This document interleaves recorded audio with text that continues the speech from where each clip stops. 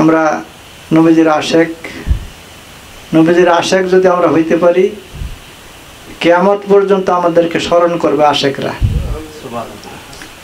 যেখানে মিলাদ হয় সেখানে এই বালাগাল উলাবি কামালি পরে না, এমন কোন মিলাদ আছে না। এইটার ইতিহাস জানেন আপনারা?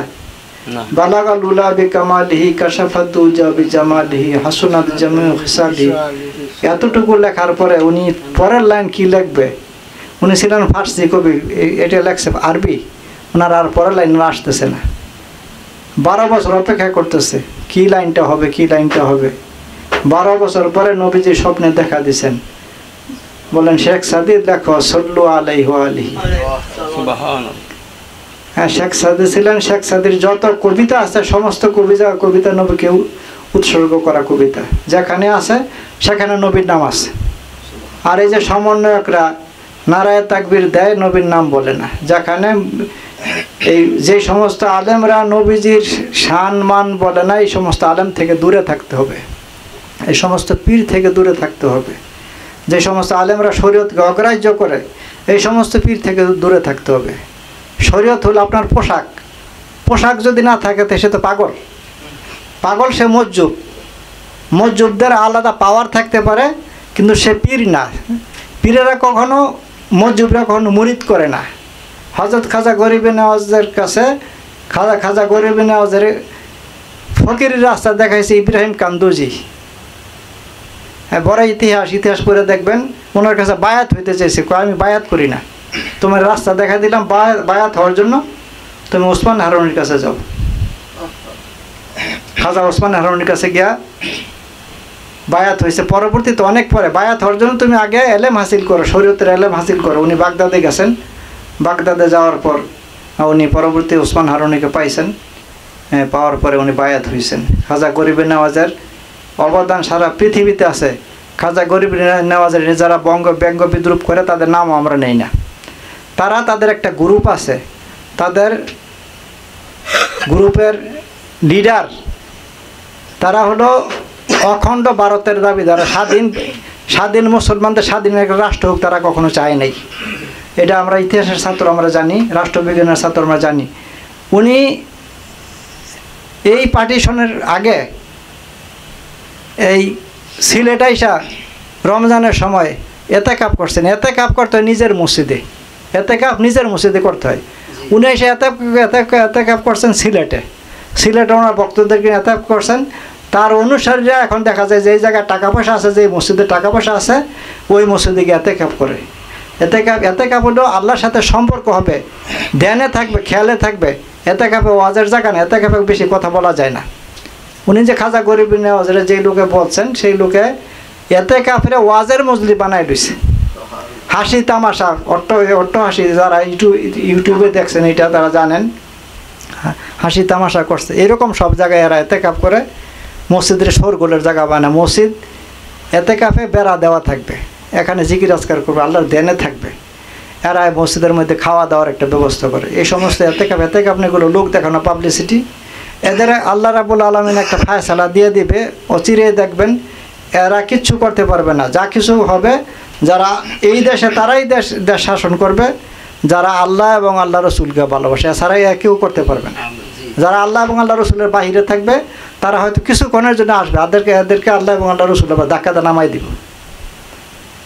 আপনার লোকেরা যদি, আপনার প্রেম যদি কারো ভিতরে থাকে, সে যদি গুণাগারও হয়, প্রেমের উসিলা আল্লাহ বলেন পার করে দিব। হ্যাঁ, প্রেমের উসিলা পার করবে, কিন্তু গুণাগার না, কিন্তু প্রেম নাই। নামাজ পড়ে, রোজা থাকে, কপালে দাগ আছে, কিন্তু ভালোবাসা নাই।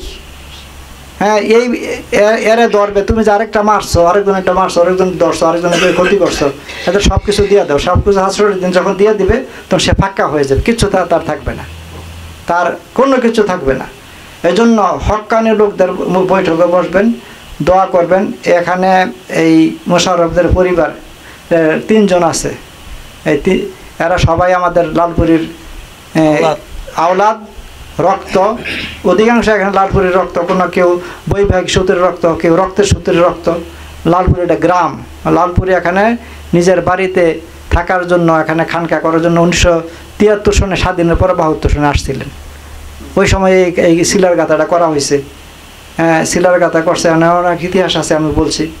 এখানে গিয়ে আপনার নালিশ করবেন যে কোনো সমস্যা। লালপুরে রুহানি বাবা লালপুরি সাহেব এখানে আছে, উনি করছেন, এবং এটা ধরে রাখবেন, এটা যেন সকলে এটা খেদমত করে। এখানে যেন বাজে কোনো জিনিস না হয়, কোনো খারাপ আড্ডা যেন না হয়। এই খারাপ আড্ডার জন্য আমরা অনেক জায়গার মধ্যে কিছু করি না, যখন কিছু করি মানুষকে খারাপ আড্ডা দেয়। তো বাতি যে জ্বালানো হয়েছে, অনেকে বলে হুজুর বাতি জ্বালায়, বাতি ধরে রাখতে হবে। আমি মোশাররফ, আলী আকবর এবং জসিম, এরা 3 ভাই থাকে। আর এদের বোনেরা বিয়ে শাদী হয়ে গেছে, এরা সবাই বিয়ে শাদী করছে, বাচ্চা কাচ্চা আছে। বাতি জ্বালাইতে হবে। আমি বলছি বৃহস্পতিবার অথবা রোববার, যেদিন তোমাদের সুবিধা, একটা বার ঠিক করে নিবা। রোববার হইলে রোববার, বৃহস্পতিবার হইলে বৃহস্পতিবার। এখানে তোমরা অন্তত দোয়া দূরত পড়বা, বাতি জ্বালাইবা। পাক পাঞ্জাতনের নামে। পাক পাঞ্জাতন কি? পাক পাঞ্জাতন আমি বারবারে বলছি, পাক পাঞ্জাতন কোথেকে আসছে? নবীজি চাদর গায়ে দিয়ে বসে রয়েছেন, হাসান আসছে, না চাদর গায়ে দিয়ে বসছেন, আমার চাদরের ভিতরে নেন। হাসান ভিতরে গেছে। হোসাইন আসছে, না আমার ভাই কই ভিতরে, আমারও নেন। তো 2 জন গেছে। ফাতেমা আসছে, আব্বু আমার ছেলেরা কোথায়, চাদরের ভিতরে।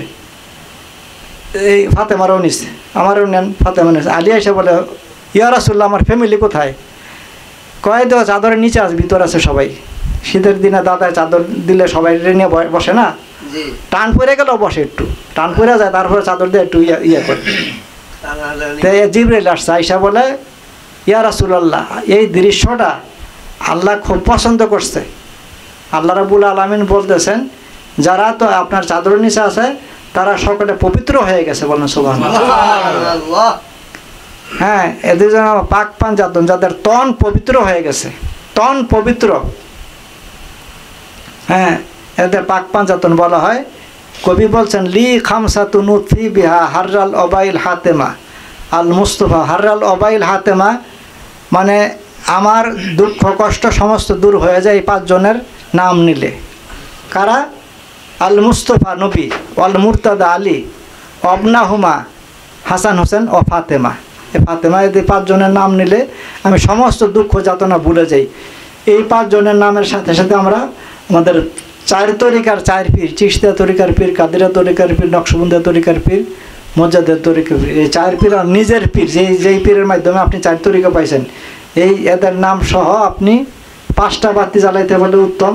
5টা না জ্বালাইতে বলে একটার মধ্যে 5টা বাতি, ওই লাল পাগলার মতো বাতি জ্বালাইবেন, তারপর আপনি নামাজ পড়বেন।